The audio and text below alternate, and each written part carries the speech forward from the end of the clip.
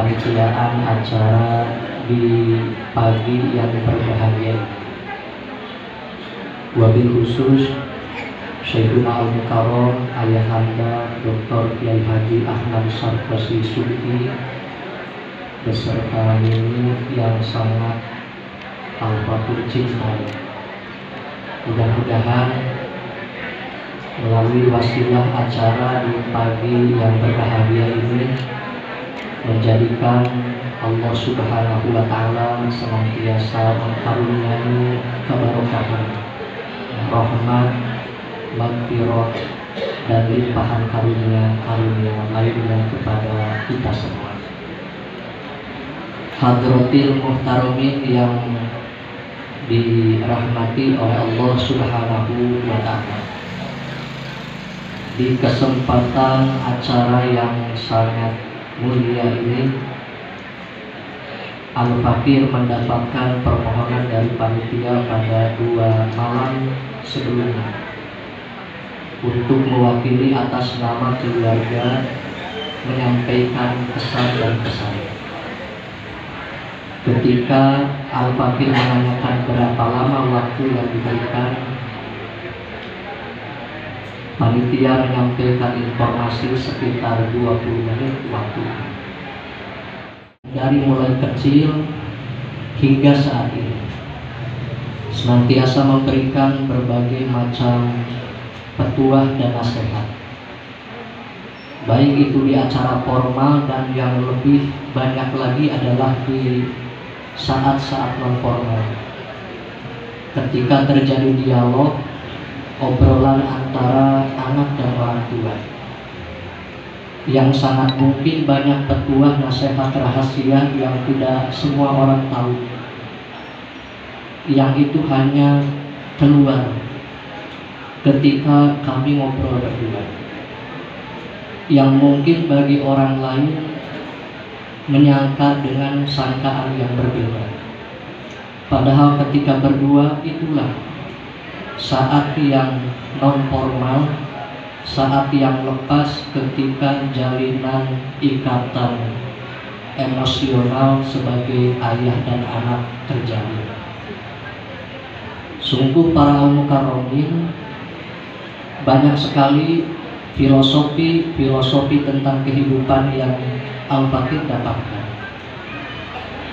Bahkan karena Al-Fakir menganggap ini hal yang sangat penting, sampai-sampai pada beberapa kesempatan Al-Fakir punya iktikad untuk, walaupun tentu tidak sesempurna yang diharapkan, ingin menuangkan dalam bentuk tulisan-tulisan dengan satu harapan bahwa apa yang diperoleh dari nasihat-nasihat tersebut tidak hanya dirasakan faedahnya oleh Al-Fakir sebagai pribadi, tapi berharap mudah-mudahan anak cucunya juga memperoleh hal yang sama, hikmah yang sama.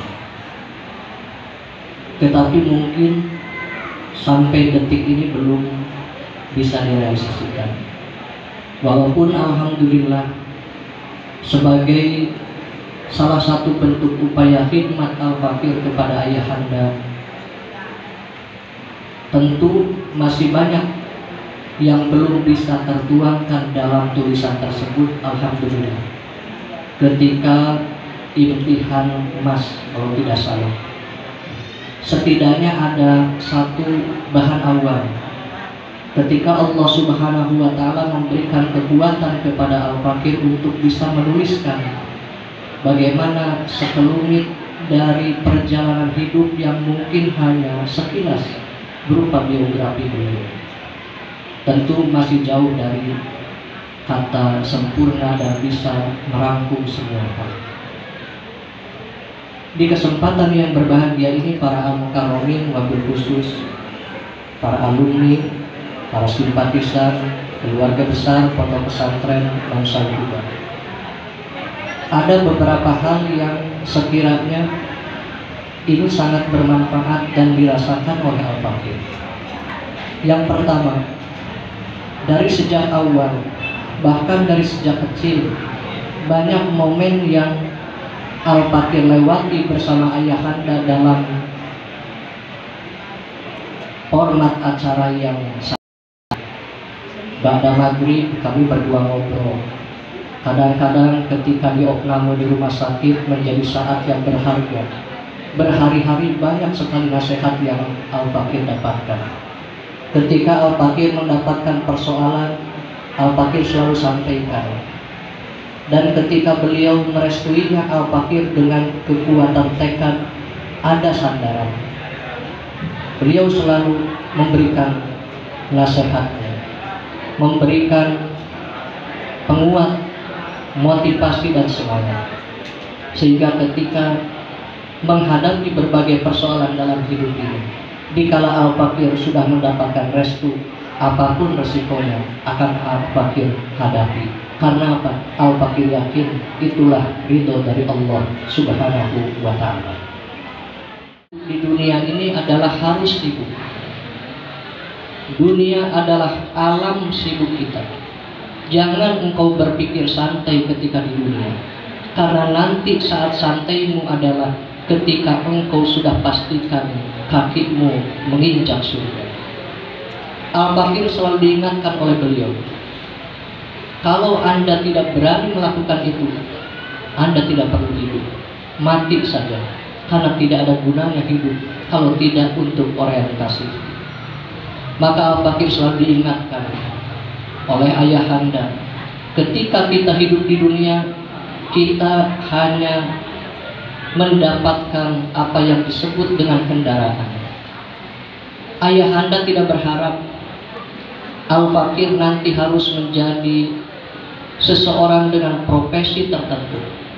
Ayahanda tidak mengharuskan engkau harus menjadi ustaz, engkau harus menjadi kiai, engkau harus menjadi pejabat, engkau harus menjadi pengusaha.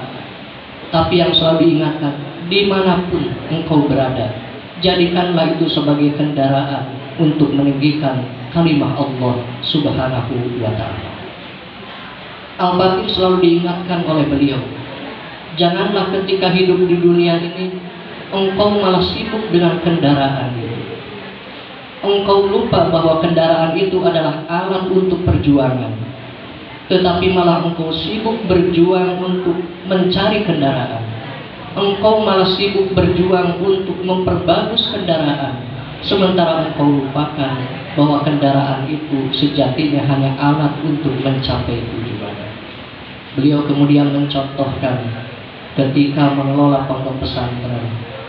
Beliau selalu tekankan kepada Al-Fakir, ingatlah, kebesaran pondok pesantren bukan dari besarnya bangunan, bukan dari hebatnya sarana prasarana, bukan dari banyaknya santri, tapi keikhlasanmu ketika engkau mengajarkan ilmu kepada para santri.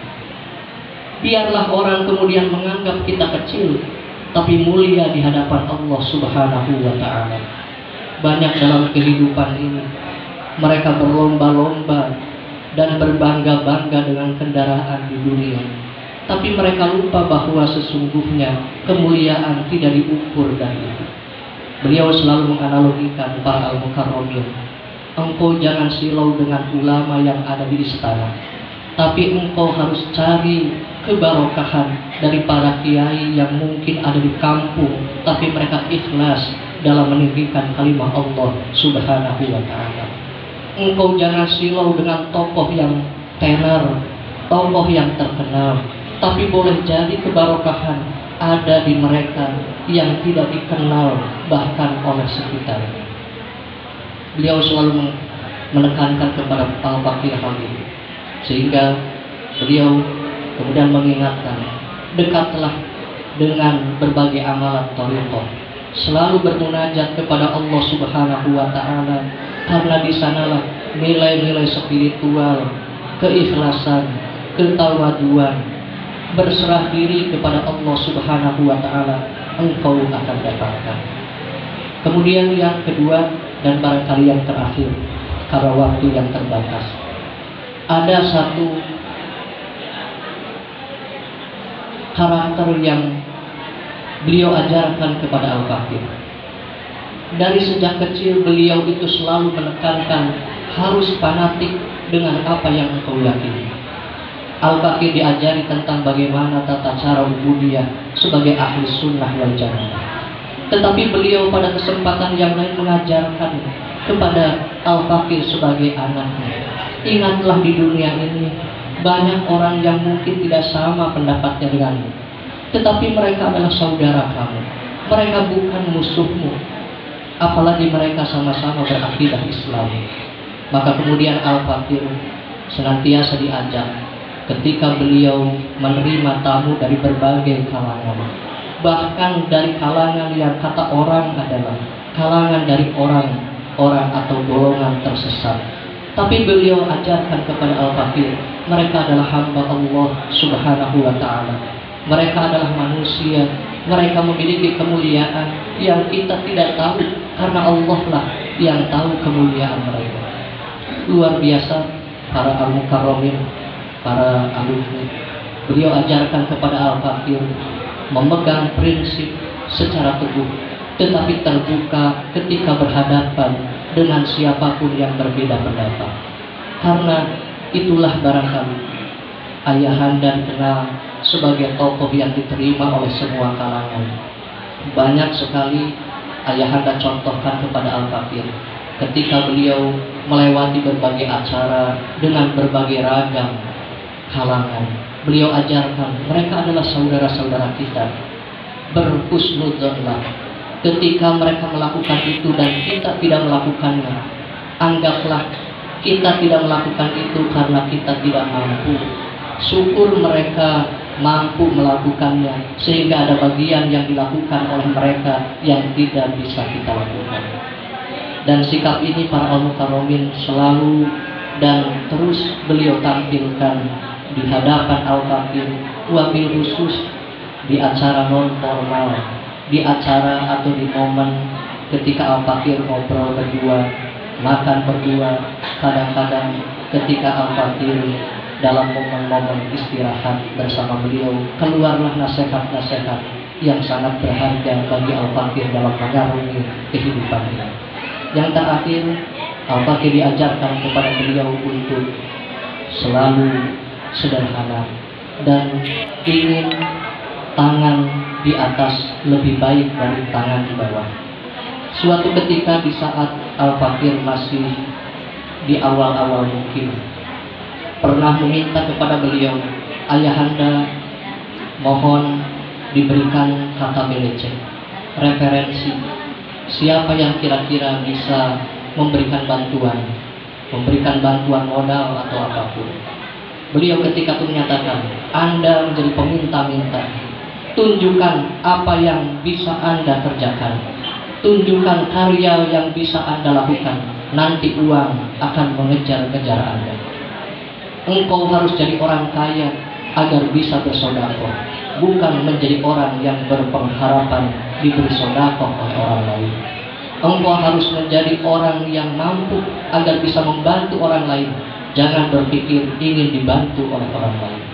Ini diajarkan dari sejak awal, dan Al-Fakir dapati hingga saat ini beliau istiqomah dengan hal itu. Beliau tidak menuntut macam-macam. Kalau kemudian itu harus menjadikan beliau menjadi orang yang meminta-minta kepada yang lain. Beliau ajarkan kepada Al-Fakir, berserahlah kepada Allah, nanti Allah yang mengatur urusan kita. Demikian barangkali para al-mukarramin beberapa kesan-pesan yang Al-Fakir dapatkan. Tentu masih banyak kata-kata mutiara, hikmah yang alhamdulillah para al-mukarramin di kesempatan yang berbahagia ini Al-Fakir sampaikan jazakumullah ahsanal jaza atas segala kebaikan doa dari para al-mukarramin wal mukarramah sekalian. Mudah-mudahan ayahanda dipanjangkan umurnya, senantiasa diberikan keberkahan dan kesehatan, karena Al-Fakir rasakan nampaknya bukan hanya Al-Fakir, anak cucunya, mungkin nanti cicitnya tetap membutuhkan orang yang bisa memberikan bimbingan dan tauladan dalam kehidupan di dunia ini. Demikian barangkali sekedar sebagai pesan dan pesan. Mohon maaf atas segala kekurangan. usikum wa nafsi bitaqwallah. Akhirul kalam, wallahul muwaffiq ila aqwamit thoriq, wa lakum minkum. Wassalamu alaikum warahmatullahi wabarakatuh.